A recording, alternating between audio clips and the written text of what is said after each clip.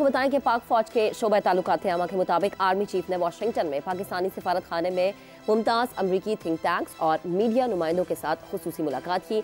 ISPR के मुताबिक army chief ने मुलाकात में इलाकाई सलामती और बैनुल अक़वामी दहशतगर्दी पर पाकिस्तान का नुक्ता नज़र पेश किया। आर्मी चीफ ने जनूबी एशिया में स्ट्रेटेजिक इस्तेहकाम के लिए पाकिस्तान का नुक्ता नज़र भी उजागर किया।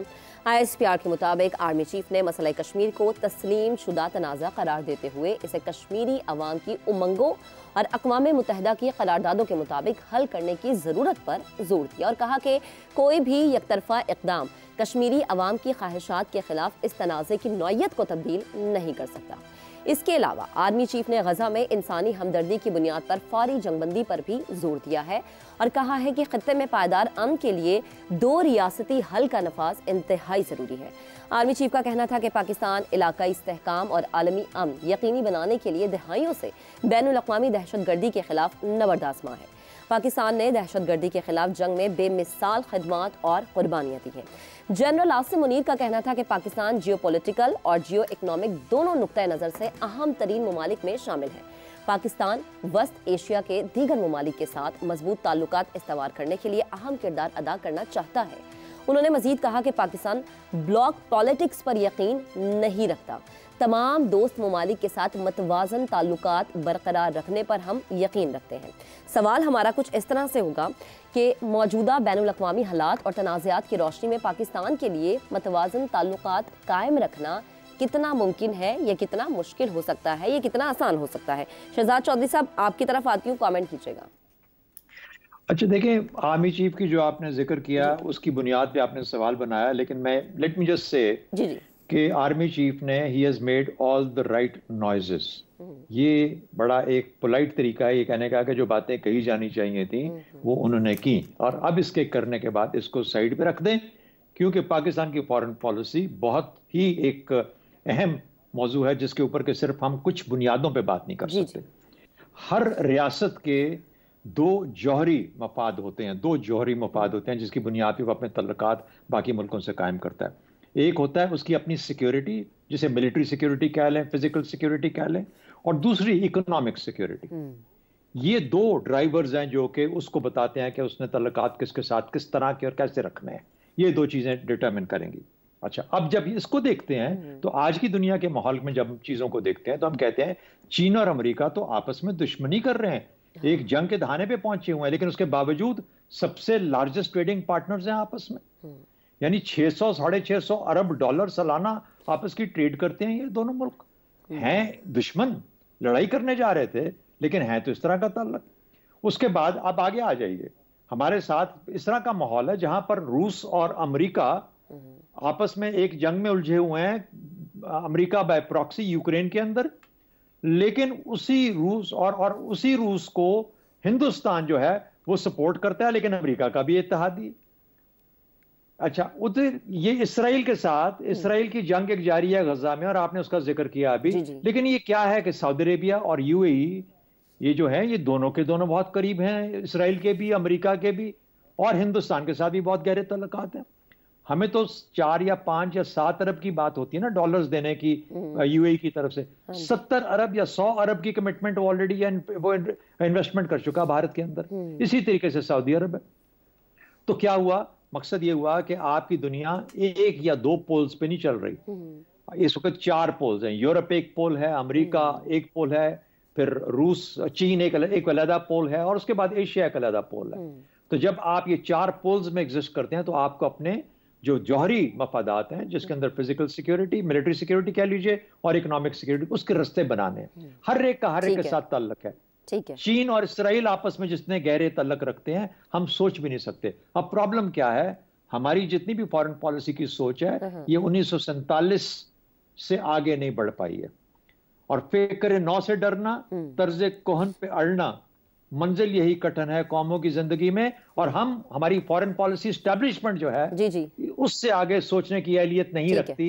जो 2-4 नारे हमने पकड़ के अपने हाथ में रखे हुए हैं, गो के आज के जो ट्रिगर्स हैं, जो डिटर्मिनेंट्स हैं, जो हमारी जरूरियात हैं, अवामी जरूरियात हैं, वो बिल्कुल से मुख्तलिफ हो चुकी हुई हैं। हमें हमारे अवाम को आज मदद चाहिए, उनको खुशहाली चाहिए, ट्रेड चाहिए, ठीक है, यानी शहजाद साहब आप ये कह रहे हैं कि अब इन चीज़ों की तरफ सोचना बड़ा ज़रूरी है। यही चीज़ जो है अब सारा आलम साहब की जानिब लेके चलती है। अब सार साहब, आपको लगता है कि अब वक्त आ गया कि पाकिस्तान अपनी जियो इकोनॉमिक पोजीशन का भरपूर तरीके से फ़ायदा उठाए?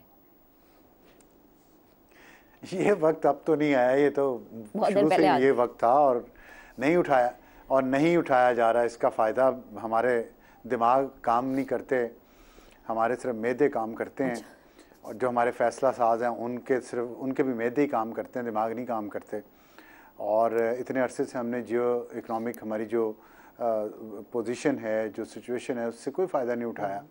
और अभी भी मुझे नहीं लगता कि बहुत कोई लॉन्ग टर्म प्लानिंग हमारी है। अगर ना हुई तो फिर तो आप जो मर्ज़ी करते रहें, दुनिया में जितना मर्ज़ी आप शोर मचा लें, ना मचाएं। आपके हमसाए में इंडिया बैठा है, कश्मीर आपसे ले गया है, उसकी सुप्रीम कोर्ट ने भी डिसीजन दे दिया है। उस पर हमने कुछ यहाँ हमारे मुल्क में कोई बात भी हुई है, किसी ने उफ तक भी की। कश्मीर के नाम पे इस मुल्क को 75 साल से बेवकूफ़ बनाया जा रहा है अवाम को, 75 साल से, 76 साल से। आपने कोई आवाज़ सुनी है इस पूरे मुल्क में जो अभी सुप्रीम कोर्ट का फैसला आया इंडिया की? तो क्या स्ट्रेटजिक हैसियत है ये? वो आपकी मईशत ठीक हमें करनी नहीं है। चंद एक अजारादार हैं इस मुल्क में, उनकी मोनोपली है हर बिजनेस पे, बस वो उनकी तिजारियाँ और उनके साथ काम करने वालों की तिजारियाँ भरनी चाहिए। 25 करोड़ आवाम या उनके हकूक़ या उनकी मईशत या हमारी जियो स्ट्रेटजिक पोजीशन, इसकी कोई ना किसी को सोच है, ना खुलूस है और ना ही कैपेसिटी है बेसिकली एक्सेप्ट करने की। देखिए, एक्सेप्ट करने की भी एक कैपेसिटी होती है, और हर बंदे की, हर इदारे की, हर मुल्क की कैपेसिटी जो होती है मुख्तलिफ होती है। हमारे अंदर कैपेसिटी नहीं है, हमारे फैसला साजों के अंदर, कि वो किसी सही अच्छी बात को, लॉन्ग टर्म बात को वो एक्सेप्ट कर ले और उसको अपने सिस्टम का हिस्सा बना ले। उनमें कैपेसिटी नहीं है, उनकी पहले कैपेसिटी बिल्डिंग करनी चाहिए। देखिए, मैं शहजाद साहब की बात को थोड़ा आगे बढ़ाऊंगा। उन्होंने बहुत अच्छे तरीके से समझाया कि किस तरह से तमाम कौमें अपने मफादात के लिए, अपने माशी और उसके साथ अपने स्ट्रेटजिक यानी फ़ौजी जो मफादात हैं, उसके लिए ताल्लुकात उस्तवार करती हैं। अब मसला वहाँ खड़ा होता है कि जब कोई मुल्क कमज़ोर हो जाता है और उसे दूसरे मुल्क की बड़ी ताकत की ज़रूरत होती है, या यूँ कह लें कि उसकी मोहताजी पड़ जाती है, तो फिर बड़ी ताकतें उस पर दबाव डालती हैं कि वो उसके मफादात के खातिर अपनी पॉलिसी को अख्तियार करे। हमने हालिया वक्त में यही देखा है। पाकिस्तान बहुत अरसे से, 60 की दहाई से चीन और अमेरिका के ताल्लुकात में एक बैलेंस अख्तियार किया हुआ है। यानी चीन के साथ भी दोस्ती रखी, स्ट्रेटेजिक पार्टनरशिप बनाई, अमेरिका के साथ भी दोस्ती रखी, दबाव आता रहा लेकिन हम बर्दाश्त करते रहे। इसी तरह पाकिस्तान ने ईरान और अरब मालिक के दरमियान में भी जो ताल्लुकात थे उसमें भी अपना बैलेंस कायम रखा।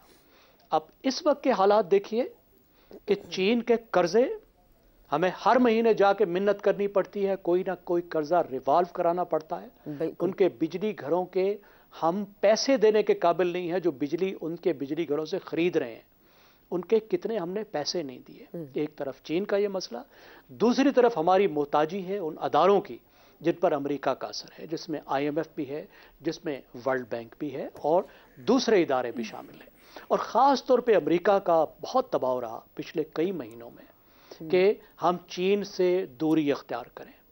इकोनॉमिस्ट मैगजीन में तो यहाँ तक बात आई कि अमेरिका ये चाहता है कि पाकिस्तान चीन के कर्जों पे पहले डिफ़ॉल्ट कर जाए तो फिर उसको कुछ रियायत दी जाए और मदद की जाए। ठीक है, लेकिन मेरा ख्याल उस वक्त से अब पाकिस्तान गुजर गया है और पाकिस्तान थोड़ा सा इस वक्त चीन और अमेरिका या चीन और वेस्ट के ताल्लुकात में बैलेंस कायम करने के काबिल हो गया है। हमारा मसला ये है कि चीन भी अगर हमारा स्ट्रेटेजिक पार्टनर है तो वेस्ट और अमेरिका के साथ हमारे बेतहाशा तिजारती मफादात हैं।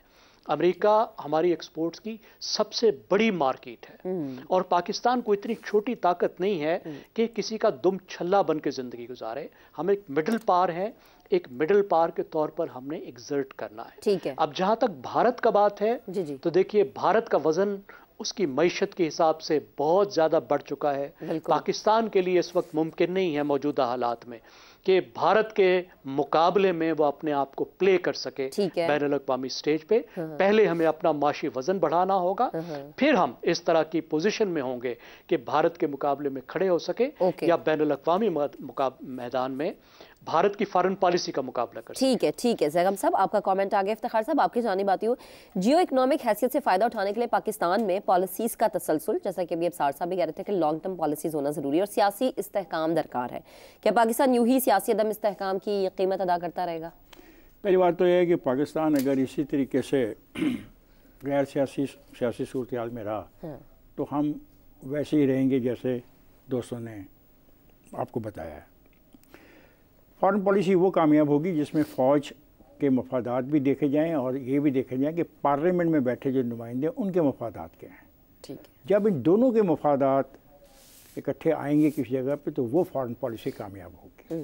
बदकिस्मती से जब मैं बड़ा हो रहा था तो मैंने देखा कि हमने अमेरिका के साथ वो दोस्ती निभाने की कोशिश की जो हक नहीं बनता था और जिसके नतीजे में हमने इतनी मुश्किलात पैदा कर ली अपने मुल्क के अंदर और अपने मुल्क के सियासी ढांचे को इतना धचका पहुँचा दिया कि अभी तक उसके धचके से हम बाहर नहीं निकल रही है। जो दोस्त कह रहे थे ज़ैगम साहब के हमें दूरियां जो हैं कम हो रही हैं अमेरिका के हवाले से और चाइना के हवाले से और हम बेहतर जा रहे हैं और डिफ़ॉल्ट वैसा नहीं होगा जैसे ख़तरा था। लेकिन सवाल यह है फ़ैसला किसने करना है?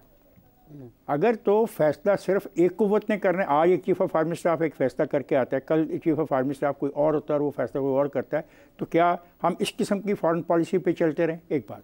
दूसरी बात, जो कश्मीर की बात हुई, कश्मीर के बारे में चीफ़ ऑफ आर्मी स्टाफ ने वहाँ पे जो बात की है जर्नलिस्टों से, उसमें बड़े खुल के बात की है कि हमारा मौक़िफ़ वही है जो पाकिस्तान का डे वन से मौक़िफ़ है। जी।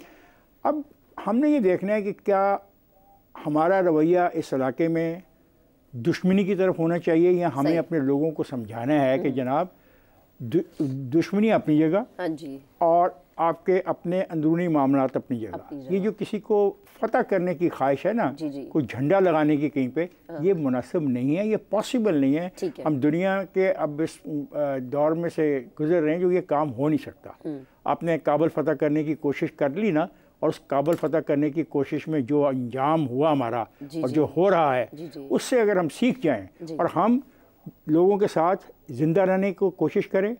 चाइना भी हमारा दोस्त है, रूस के साथ भी आपके तल्लुकात अच्छे होने चाहिए, अफ़गानिस्तान के साथ भी उनमें चाहता हूँ कि तल्लुकात अच्छे हों, ईरान के साथ हो और इंडिया के साथ हों। तो अच्छे तल्लुकात बनाएं अगर जब हम सिर्फ फॉरेन पॉलिसी की बात कर रहे हैं। झगड़ा ना करें आप किसी के साथ और ये फैसला दोनों मिलकर करें।